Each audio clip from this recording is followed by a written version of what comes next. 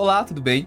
O texto que eu gostaria de meditar com vocês hoje encontra-se em 2 Coríntios, capítulo 4, versículo 7, que diz assim: Temos, porém, este tesouro em vasos de barro, para que se veja que a excelência do poder provém de Deus, não de nós.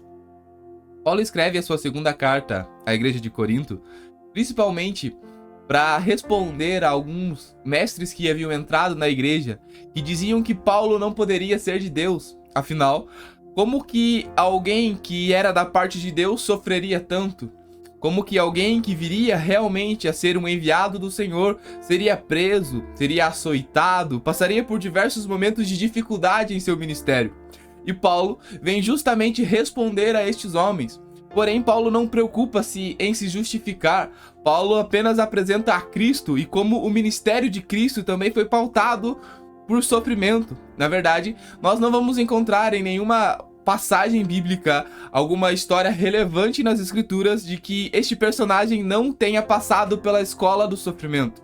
E é isso que Paulo vem defendendo pela sua segunda carta à igreja de Corinto. No capítulo 4 e no verso 7 especificamente, onde nós lemos, Paulo ele faz uma analogia muito interessante. Paulo diz que temos, porém, este tesouro em vasos de barro. Primeiro, este tesouro que Paulo está falando, pelo contexto que lemos, é o conhecimento de Deus através de Jesus, o Evangelho. E Paulo diz que esse Evangelho ele é um tesouro e que Deus depositou em nós vasos de barro. Para nós, na nossa cultura e com a evolução do ser humano, não é tão natural quanto era para as pessoas que receberam o que Paulo escreveu. Naquele contexto, era muito comum que as pessoas que quando tinham alguma riqueza e queriam guardá-la, não existia cofre, não existia lugar para que pudesse guardar e fosse seguro. Então, eles escolhiam um vaso de barro, o mais simples possível, que passasse até mesmo desapercebido muitas vezes para esconder os seus tesouros. E aí, Paulo usa essa analogia para dizer que Deus nos escolheu como vasos de barro e depositou em nós o tesouro, o Evangelho. Deus pegou esse tesouro gigantesco que é o Evangelho, que nós não conseguimos calcular o seu valor, e depositou em mim e em você, como simples vasos de barro. Sabe, mas no contexto de que Paulo escreve, também era comum que para retirar o tesouro deste vaso de barro, que passava desapercebido muitas vezes, era necessário quebrar este vaso. E assim, realmente acontece conosco. Muitas vezes, para que esse tesouro do Evangelho possa sair das nossas vidas e alcançar outras pessoas, Deus permite que passemos por sofrimentos.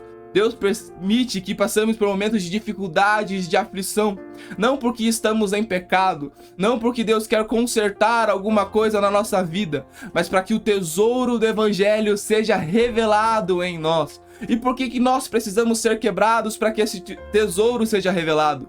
Para que nós possamos entender que nós somos apenas vasos de barro carregando algo precioso, carregando um tesouro precioso, para que a excelência de que tudo aquilo que está acontecendo não venha de nós, mas venha de Deus. Nós precisamos entender que nem sempre sofrimento ou quebrar o vaso significa que alguém está em pecado, mas por vezes que Deus decidiu revelar aquilo que Ele depositou em você, que é o Evangelho, o conhecimento de Deus. Confie em Deus, que Deus está cuidando de tudo e Ele não vai permitir que vá além do que você pode suportar, mas Ele vai permitir que você passe pela escola do sofrimento como grandes homens e mulheres passaram, mas Ele vai estar ao seu lado, Ele vai estar revelando ao mundo aquilo que Ele depositou em você.